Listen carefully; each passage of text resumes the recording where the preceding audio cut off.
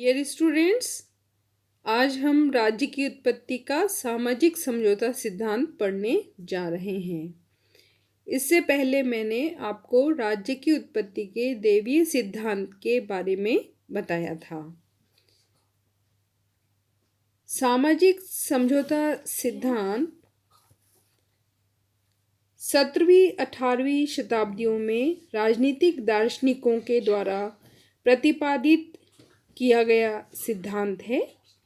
राज्य का निर्माण उसके सदस्यों की इच्छा पर आधारित बतलाया गया है। इस सिद्धांत का उद्भव देवीय सिद्धांत के विरोध में हुआ। इस सिद्धांत के अनुसार राज्य एक ईश्वरीय रचना नहीं है, वह एक मानव निर्मित संस्था है। वह प्राकृतिक नहीं है, कृत्रिम है। राज्य मनुष्यों की स्वेच्छा से हुए संविदा अथवा समझौते का परिणाम है। राज्य की स्थापना से पूर्व मनुष्य का जीवन राजनीतिक दृष्टि से संगठित नहीं था। उसमें अनेक प्रकार की असुविधाएं थी और उनसे ऊब कर उसने राज्य का निर्माण किया।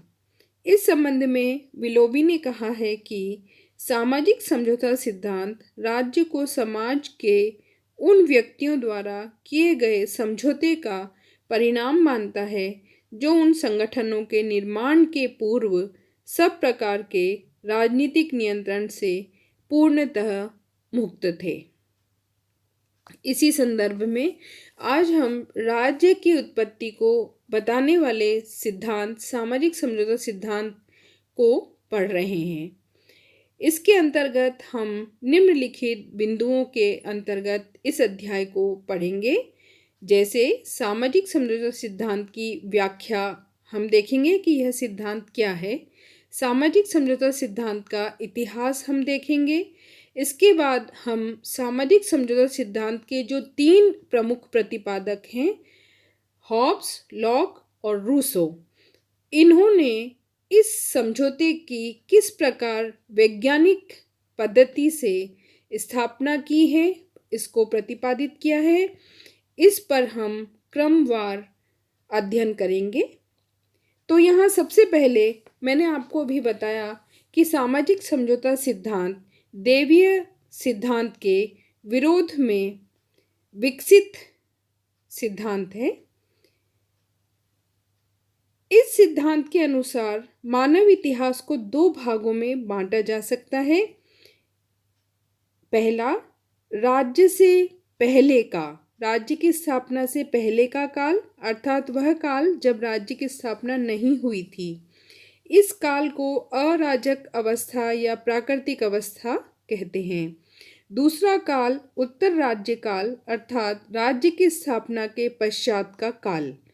प्राकृतिक अवस्था किस प्रकार की थी, उसमें लोगों का स्वभाव क्या था, मनुष्य के कौन कौन से अधिकार थे, लोगों ने समझौता किस प्रकार किया और समझौते द्वारा किस प्रकार के राज्य की स्थापना हुई, आदि बातों के बारे में इस सिद्धांत के समर्थकों में पर्याप्त मतभेद पाए जाते हैं। परंतु मूल रूप से सभी बुनियादी प्रश्न पर एक मत है कि प्राकृतिक अवस्था की कठिनाइयाँ तथा असुविधा से घबराकर लोगों ने आपसी समझौते द्वारा राज्य का निर्माण किया।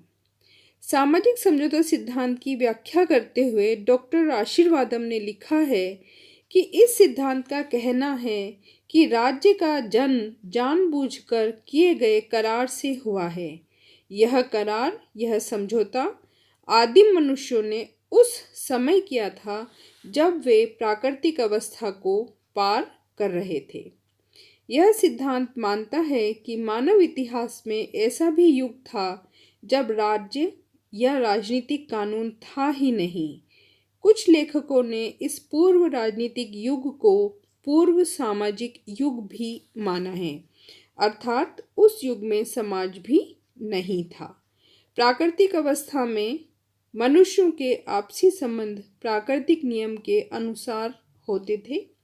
सामाजिक संविदा सिद्धांत के समर्थक इस विषय पर एकमत नहीं है कि वह प्राकृतिक नियम वास्तव में किस तरह के थे। यह प्राकृतिक अवस्था मनुष्य के लिए या तो अत्यंत आदर्शपूर्ण थी या अत्यंत असुविधाजनक एवं असहनीय थी।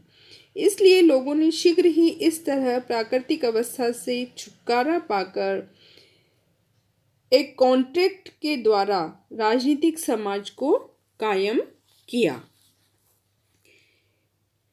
अब हम सामाजिक समझौता सिद्धांत के इतिहास को समझेंगे।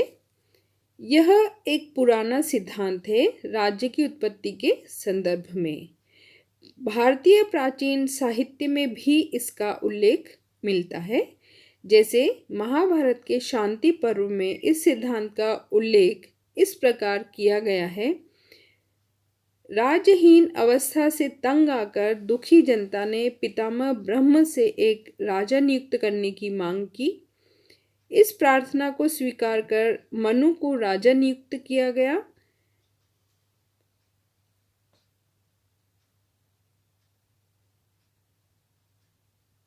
जब जनता ने उन्हें यह वचन दिया कि वह उनके आदेशों का सहर्ष पालन करेगी और उन्हें एक पारिश्रमिक भी देगी, तब वे उसकी रक्षा करने और उस पर शासन करने के लिए तैयार हुए, अर्थात जनता पर शासन करने के लिए तैयार हुए।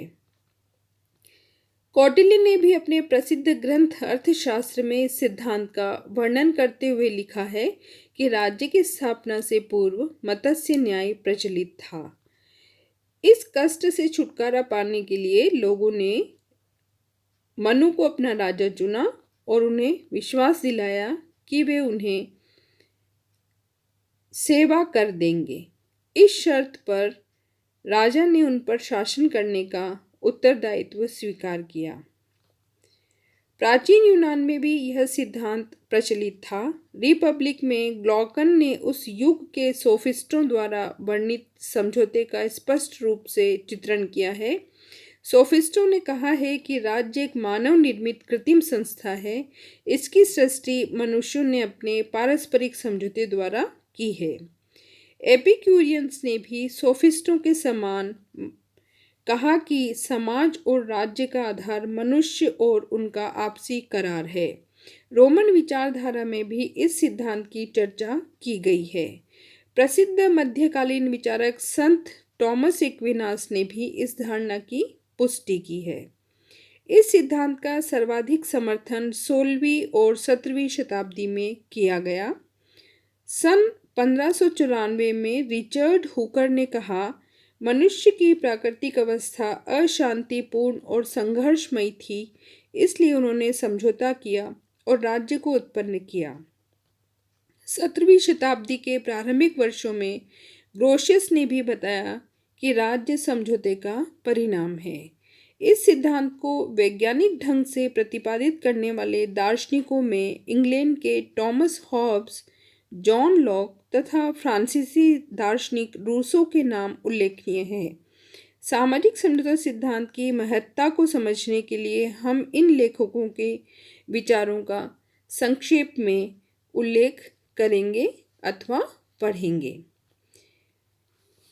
ये जो विचारक हैं तीनों, जिन्होंने सामाजिक समझौता सिद्धांत को वैज्ञानिक ढंग से प्रतिपादित करते हुए राज्य के उद्देश्य और राज्य के कार्य व शक्ति स्वरूप के बारे में बताया है।